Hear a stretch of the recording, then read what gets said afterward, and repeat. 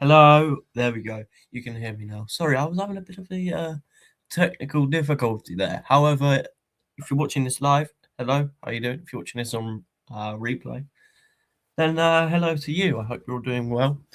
I'm doing well. It is now half term. I don't have to go into college for a week, so more content is on the horizon, which is only a good thing. And today I wanted to speak about managers. I wanted to speak about managers. The first two will have quite a significant impact on Arsenal. And the third one, we're just going to talk about it because it's quite a funny story. And I do apologise for the coughing. About a week ago, I said, was it a week ago? It might have been nearly a week. I said that I had a cold. I've still got that cold, and it's not really got better, which is a bit of a shame. But yeah, I want to talk about managers. Thomas Frank. We're going to talk about Thomas Frank first. Then we're going to be talking about Roberto De Zerbi. Then we're going to be talking about Mr. Marinakis because he is quite the character. He is quite the character. Sorry if you can hear door slamming. It's my brother. It's like a baby elephant. Yeah, just very loud and loud. Love slamming a door. But we're going to talk about Thomas Frank. Not the other Thomas. The one that's been in the news recently. We're going to be talking about Thomas Frank. So obviously he'd been appointed the summer just gone. Had a pretty promising pre-season. Beat Burnley on the opening day. Thomas the Frank engine, people. Thomas the Frank engine. Yeah. The Tottenham fans were getting very hyped up about Thomas the Frank engine. Yeah, you got Thomas Frank, the man at Brentford. Now you've got Thomas Frank, the man at Tottenham. Thomas the Frank engine, the man at Tottenham. Well, people, since he arrived at Tottenham, he's done nothing but praise Arsenal and been an alleged season ticket holder for the other side of North London, the Arsenal. I mean, you just have to laugh, don't you? And it's quite a shame that the sacking came so soon, because I don't know about you, as Arsenal fans, I was genuinely enjoying Thomas Frank's time at Tottenham because we all know how the song goes. That's all I'm gonna say, people. That's all I'm gonna say. We all know how the song goes. Um, Tottenham do have this interim manager that got announced today. Igor Tudor. I could be wrong. However, was this the guy who managed Did he manage Calafiori? No, he didn't. He didn't. He's been sacked by Juventus in October. He's also worked at Lazio, Marseille, Galatasaray, and Udinese. So, yeah. Spurs have their new manager lined up. Thomas Frank is now at Job Centre looking for a new job. Now, how does this affect Arsenal? Well, obviously, you've got Thomas Frank, who was just a massive laugh. You know, the Arsenal Cup, you know, the song, great song. But our next game is, well, it's not our next game, but their next game is against Arsenal, of course. Now, sorry, people. Now, we have seen many, many times over the years a little thing called the new manager bounce, especially against Arsenal. Especially against Arsenal. I remember when we were going for the title in that first season, and we go to Everton away at Goodison Park. Sean Dyche is on the touchline for the first time in Everton blue, and he beats us. And that was the catalyst in the fall off that year, if you ask me. I just kicked my desk. I apologise. That was really disappointing. But sorry, but that was the new manager bounce, and it scares me. It does scare me. I would have much preferred Thomas Frank being on the touchline than this new interim, even if he isn't any good. You just know he'll probably get a result against Arsenal, and that's exactly what we do not need after last night's disappointing result and disappointing performance, you could say. However, before that, we'd been on what, a 3-game winning run in the Premier League. So, look, there's still a long season ahead. There's going to be many slip ups, but I think I would start to worry if we drop points to this Tottenham team. I was speaking to a Spurs fan today, actually, and he said, even though he doesn't really know much about football, you know, he supports Tottenham. No, can't know much about football. He did say, if Arsenal drop points to this Tottenham team, they don't deserve to win the league. And I kind of agree. People, especially to what we after seeing what we did to them at the start of the season. You know, we beat them 4-1. We got a good early goal, which opened the game up. You know, that's how you got to deal with this Arsenal team. Hold off the pressure for 20 minutes. But you know that if Arsenal get that early advantage, then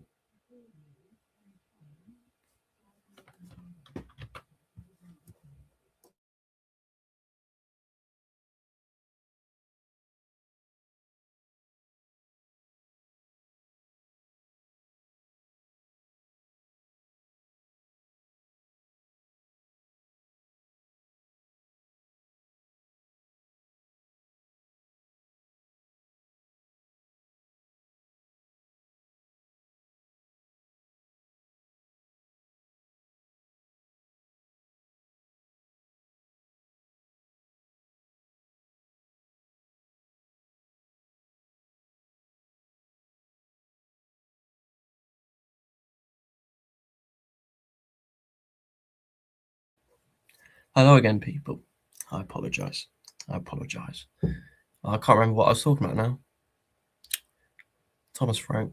Oh, yes. I remember now. That was, of course, the catalyst of the downfall in that season. And I do start to worry. If we drop points to this Tottenham team, yeah, Arsenal have the reputation in the media of being bottlers. And there were some people that were saying it last night. You know, Rory in the chat, for example, he was saying it last night. The absolute meltdown that happens on Twitter after Arsenal drop points.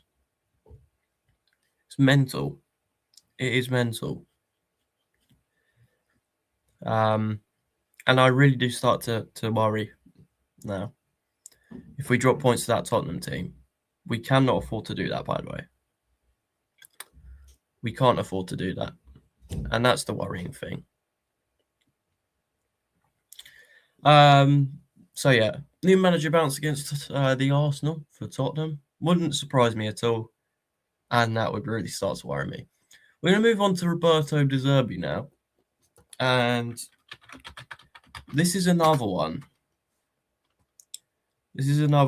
Which I'm actually really disappointed in this one.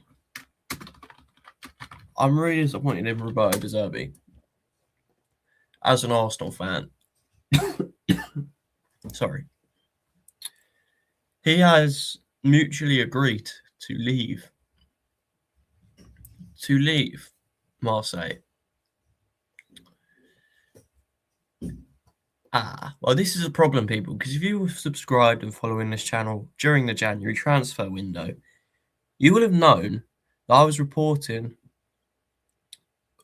multiple news sources saying that Ethan Nwaneri would be leaving on loan. And that did eventually happen, by the way. And he went to Marseille with Roberto De Zerbi. In fact, Roberto De Zerbi was the main reason why Ethan went to Marseille. Playing the attacking football out in France, you know, really getting to showcase his best qualities, which is exactly what I was calling for during that whole transfer window. And I'm very happy that he made the move at the time. However, Roberto De Zerbi has kind of mugged us all off there. He's just sat back and said, lads, it's been nice knowing you, but I'm out. See you later. I'm gone. I don't know if there was a falling out with the club. Let's have a read here. What happened? Sorry, I knocked my mic. What happened? Let's see if it says anything here on the BBC. Obviously, it was by mutual consent. Obviously, they lost 5-0 to PSG as well, which obviously isn't great. But there's no mention here of a fallout. I could be wrong, but I think he just left. I genuinely think he just left. Which, yeah. He's mugged us off there. Because unless they go and replace him with another attacking-minded manager, which has its risks, then what if this new manager that comes in doesn't have the same trust in Ethan Nwaneri that Roberto De Zerbi had? You know, in his first game, Roberto De Zerbi decided to play Ethan Nwaneri over the likes of his top goal scorer, Mason Greenwood. He went and scored on his debut as well, so he kept his place in the team. However, that loan move now has hit a major stumbling block for Ethan Nwaneri, and it's such a shame to see because he's a top player that needs to get minutes. And is he now going to get that at Marseille with a manager change? And I mean, look, there are loads of people saying, if it's possible, which it probably isn't right now, recall him and bring him back to Arsenal, give him some minutes in the first team. Well, firstly, where does he get these minutes from? Because he's not going to get it over the club captain right now, and he's not going to get it over Let It All Work Out, who you just purchased for £60 million. You're not going to get it over a £60 million midfielder you'd expect to play and do well for that kind of money. Obviously, it's not all worked out recently. However, his time will come, people. Eze's time will come. And just because signings don't hit the ground running doesn't mean that they won't be a success. I criticise Gyökeres. He proves me wrong. The whole fan base writes off Madueke. He's got the most goal contributions of any Arsenal player in the Premier League in 2026. The whole fan base write Havertz off. Look at him now. They all want him back in the team. Oh, but he should never play in midfield again. Well, you want him in midfield now. So, look, Eze, just because he hasn't hit the ground running, you could say, doesn't mean his time won't come. So, look, I've still got my backing in Eze. And yeah, Ethan, people, it's such a shame that Ethan's gone out to Marseille with the expectation of playing regular football, and then now he might not. It is under real consideration now. What do Marseille do? What did the headship do at the club? Yeah, it's not great from an Arsenal perspective because you send Ethan out there with the expectation that he comes back as a better player, scoring a few goals. But yeah, a bit of a shame there. However, the last one that we're going to talk about now, this is just a funny story.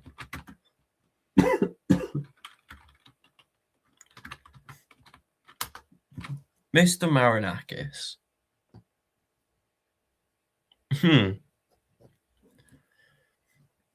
Let's talk about him. Let's talk about Mr. Marinakis. Obviously, owner of Nottingham Forest FC. And he is now on the fourth manager this season. Vitor Pereira. Sorry, there's no C. It's Vitor Pereira. He has signed a deal until the end of next season to become Nottingham Forest's fourth manager of the campaign to help them avoid relegation from the Premier League. Now, since these lot came up, when was it? They arrived in the Premier League 4 years ago. I think it was 4.5 years ago these came up to the Premier League. And they haven't gone down since. So fair play to them. However, Mr. Marinakis clearly sees danger. He clearly sees danger right now. Because Sean Dyche, who was on a pretty good run, I think, over the last few games, he's been in a pretty good run for Nottingham Forest. Yeah, well, he's lost 1 in the last 5, albeit they're only 3 points above the drop zone. I think this sacking's a little bit harsh considering, he turned up not long ago. So, people, what do we think about Nottingham Forest? Because they're now on their fourth manager of the season, as I said. And, look, the 57-year-old takes over at the City Ground from Sean Dyche, who was sacked early on Thursday morning. Forest are yet to officially announce their Portuguese appointment, but he is set for a return for another spell in English football, having been sacked by Wolves in November after 11 months in charge. I actually thought this sacking was quite harsh as well. Wolves aren't going to stay up anyway, so what's the point in sacking your manager? Who had a very positive spell at the club, I think. He saved the club from relegation the season before, and then he goes and gets sacked by Wolves. But it's fine now because he's got the same opportunity to do now at Nottingham Forest what he did at Wolves last season. Really get the best out of players. It was for him at Wolves. It was Cunha and Hwang Hee-chan and Sarabia. Oh, Sarabia was such a baller, man. He's so underrated. Pablo Sarabia. From his time at Wolves anyway. And I mean, players like that, he now has the same opportunity to go and do that with Igor Jesus, Omari Hutchinson, Morgan Gibbs-White, Callum Hudson-Odoi. He's got the same opportunity to go and do that now. Pereira follows Nuno Espirito Santo, Ange Postecoglou, and Sean Dyche as Nottingham Forest managers since September. Yes. They sacked Sean Dyche after held to a disappointing goalless draw by bottom club Wolves on Wednesday. Oh yeah, Wolves have got another point. They're up to 9 now. Wow. 1 away from double digits. Please, Arsenal, don't drop points to Wolves. Or, yeah, it might be days. Sorry, people. Pereira, who won 14 of his 38 games in charge of Wolves, helped them to stay up last season and quickly emerged as the preferred replacement, having previously worked under Mr. Marinakis at Greek club Olympiacos. I didn't know that. Fair play. He won the title in and Greek Cup in 14-15 in his 6 months in charge before leaving for Fenerbahce.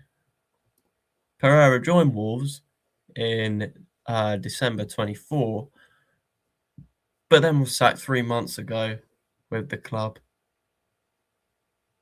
on 2 points in their first 10 league matches. That's crazy here. That is crazy. Sean Dyche had, 3 months?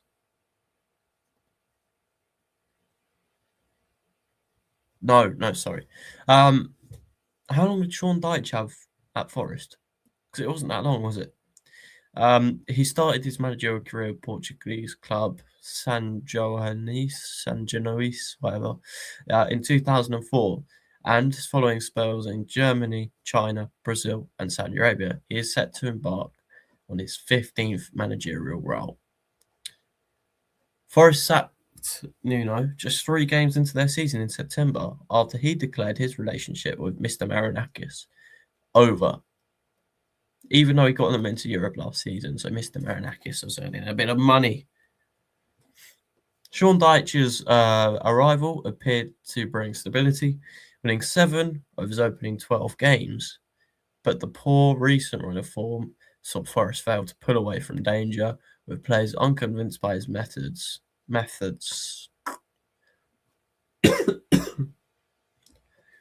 Several were summoned to see owner Mr. Marinakis after the Wolves draw, with opinions also canvassed following Friday's 3-1 defeat at fellow strugglers Leeds. I wouldn't say Leeds are strugglers. I think Leeds will stay up. I really do think Leeds will stay up. They're 6 points clear of the drop. They're in a really good run of form. They've got what's his name? Calvert-Lewin. They've got Calvert-Lewin. They've got a strong captain. So I think they'll stay up. Pereira's first game in charge will be the first leg in the Europa League knockout playoff tie against his former club Fenerbahce in Turkey on Thursday, before Forest hosts Liverpool in the Premier League on Sunday, the 22nd of February.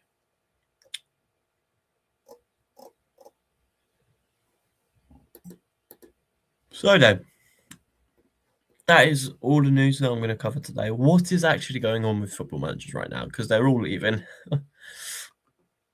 I know some fans want Arteta to be the next one. Let's get Jose Mourinho, guys. Let's get Jose Mourinho. Thank you all very much for tuning in. I'll see you in the next one. Come on, you Gunners. Who have we got this weekend? Wigan. I'll be at the game for Wigan. I'm going to enjoy that. I'll be at the game for Wigan. And then we've got Wolves. We better not drop points to Wolves. And then we got the North London Derby. 6 points out of the next 6, please, Arsenal. Anyway, come on, you Gunners. See you in the next one.